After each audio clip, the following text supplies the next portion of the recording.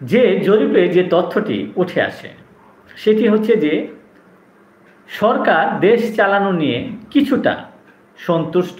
মানে সরকার যে দেশ চালাচ্ছে 5ই আগস্টের পর থেকে এই 15 মাস এই দেশ চালানো নিয়ে কিছুটা সন্তুষ্ট 49% মানুষ, অত্যন্ত সন্তুষ্ট 5% মানুষ।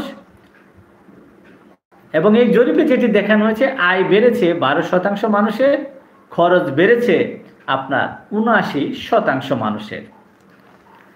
এই যে একটি তথ্য উপাত্ত তারা উপস্থিত করেছেন সেখানে দেখা গেছে যে কিছুটা সন্তুষ্ট, এর মানে সমালোচনা হচ্ছে যারা কিছুটা সন্তুষ্ট এর মানে কিছুটা সুবিধা তারা পেয়েছেন 49%।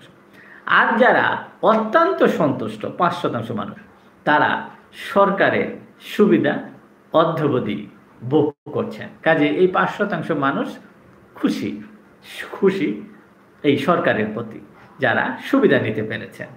আর যারা সুবিধা নিতে পারেননি তারা সবাই অখুশি।